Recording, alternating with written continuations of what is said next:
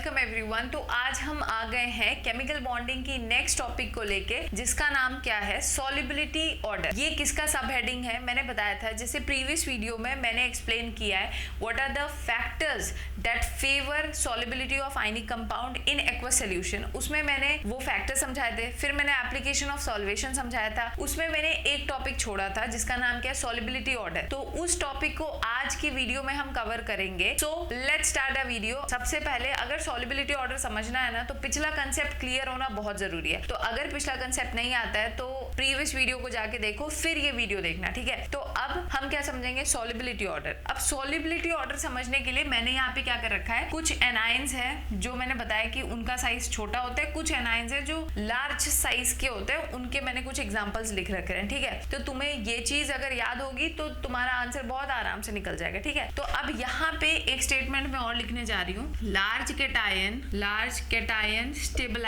Stabilises spelling mistake, stabilises large anion, समझ आया। और इसी का दूसरा स्टेटमेंट लिख लो, small cation stabilises small anion, ठीक है। मतलब क्या है इसका, अगर कोई कैटायन बड़ा है तो वो बड़े एनायन के साथ स्टेबल है, और अगर कोई छोटा कैटायन है तो वो छोटे एनायन के साथ स्टेबल होगा, समझ आया। मतलब कहते हैं ना जोड़ीदार, सेम साइज वाले ज्यादा आपस में एक दूसरे के साथ कंफर्टेबल एज कंपेरेटिव टू एक छोटा सा, बिल्कुल छोटा सा हो और एक बहुत बड़ा साइज का, ठीक है। तो तुम्हें क्या देखना है, सेम साइज वाले एक फेवरेबल कंडीशन है, वो ज्यादा स्टेबल है आपस में, और डिफरेंट साइजेस वाले क्या होंगे, ज्यादा स्टेबल नहीं होंगे। तो इस बेसिस पे हम इस क्वेश्चन को सॉल्व करेंगे। जैसे क्वेश्चन नंबर फर्स्ट दे रखा है हमें, इसमें हमें क्या बताना है, सॉल्युबिलिटी ऑर्डर बताना है, ठीक है। तो सॉल्युबिलिटी ऑर्डर मतलब कौन ज्यादा सॉल्युबल होगा। तो ज्यादा सॉल्युबल कौन होगा, जिनके बीच का बॉन्ड अच्छा नहीं होगा। भाई बॉन्ड अच्छा नहीं होगा तभी तो बॉन्ड जल्दी तोड़ के और वो एक्वस सॉल्यूशन में डिसॉल्व हो जाएंगे ना। तो तुम्हें क्या देखना है यहाँ पे, कौन छोटा है। F माइनस क्या होता है, स्मॉल एनायन होता है। ये क्या है, एनायन भी स्मॉल है साइज में। और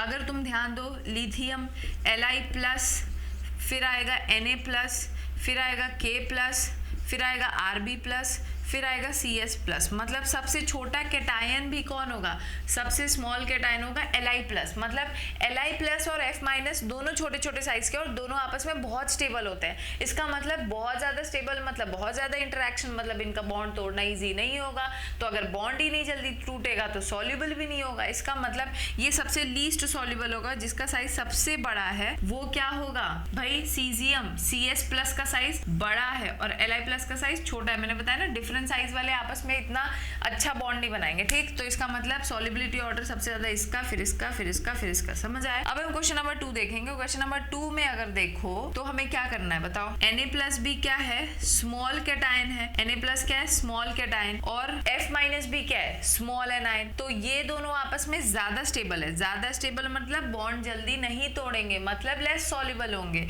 तो इसका मतलब सॉल्युबिलिटी ऑर्डर क्या होगी, इसकी सबसे ज्यादा होगी, फिर इसकी, समझ आया। फिर हम नेक्स्ट क्वेश्चन देखेंगे, CSF, CSCl, CSBr, CSI। इसमें भी सेम वही चीज है। I- और CS को देखो, CSB क्या है, लार्ज कैटायन, और I- क्या है, I- क्या है, लार्ज एनायन। तो दोनों आपस में बहुत स्टेबल है। स्टेबल मतलब सॉल्युबिलिटी कम, समझ आया। और वही अगर इसमें देखोगे तो CS क्या है, लार्ज कैटायन, बट फ्लोरीन क्या है, स्मॉल एनायन। तो लार्ज कैटायन और स्मॉल एनायन आपस में स्टेबल नहीं होते, तो ये स्टेबल नहीं है। तो इसका मतलब ये जल्दी अपने बॉन्ड को तोड़ेगा और ज्यादा इजिली सॉल्युबल होगा। तो इसका मतलब सॉल्युबिलिटी ऑर्डर क्या होगा, इसका सबसे ज्यादा, फिर इसका, और ये लीस्ट सॉल्युबल होगा, समझ आया। सेम कंसेप्ट अगर यहाँ पे देखो तो यहाँ पे क्या दे रखा है, CO3-2 बताओ कैसा एनायन है, ये एक लार्ज एनायन है। मतलब लार्ज एनायन है तो किसके साथ स्टेबल होगा, लार्ज कैटायन के साथ। तो इसका हमें कैटायन देखना पड़ेगा, ज्यादा बड़ा कैटायन कौन है, बेटा मांगे कार स्कूटर बाप राजी। मतलब क्या है, बेटा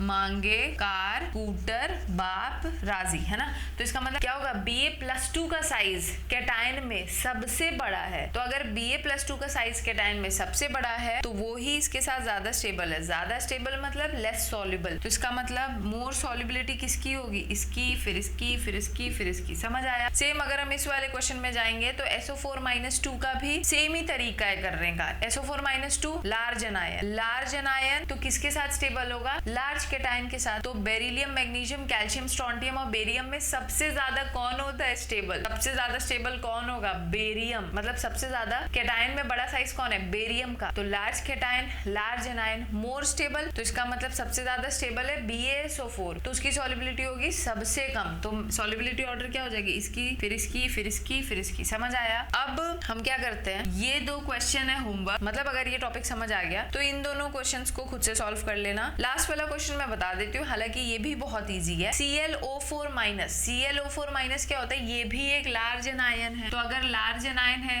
तो लार्ज केटायन के साथ स्टेबल होगा। तो lithium, sodium, potassium, rubidium, caesium में सबसे बड़ा केटायन साइज में किसका होगा? CS+ का। तो CsClO4 वो दोनों बड़े साइज के हैं, केटायन भी एनायन भी, तो वो ज्यादा स्टेबल है। यहाँ पे लिथियम का साइज छोटा है, ClO4 का साइज बड़ा है, तो डिफरेंट साइज वाले मैंने बोला ना कि ज्यादा स्टेबल नहीं है। तो ज्यादा स्टेबल नहीं है तो बॉन्ड इजीली तोड़ देंगे, मतलब सॉल्युबल ज्यादा होंगे। तो इसकी सॉल्युबिलिटी हो जाएगी कुछ इस तरीके से। समझ आया? तो यहाँ पे होता है हमारा सॉल्युबिलिटी ऑर्डर का कंसेप्ट खत्म। आई होप समझ आएगा। बहुत छोटा सा वीडियो, क्योंकि इसके पहले का जो पोर्शन है वो मैंने प्रीवियस वीडियो में एक्सप्लेन कर दिया है। तो अगर आपको वीडियो अच्छा लगे तो आपको क्या करना है? सब्सक्राइब करना है और अपने फ्रेंड्स के साथ शेयर करो जिनको इस वीडियो की जरूरत है। ठीक है? तो मिलते हैं नेक्स्ट वीडियो में, जिसमें हम नेक्स्ट टॉपिक को डिस्कस करेंगे। तब तक अच्छे से पढ़ाई करो। अगर कोई डाउट है तो कमेंट सेक्शन में पूछो, एंड अगर वीडियो अच्छा लगे then do subscribe. Thank you and bye.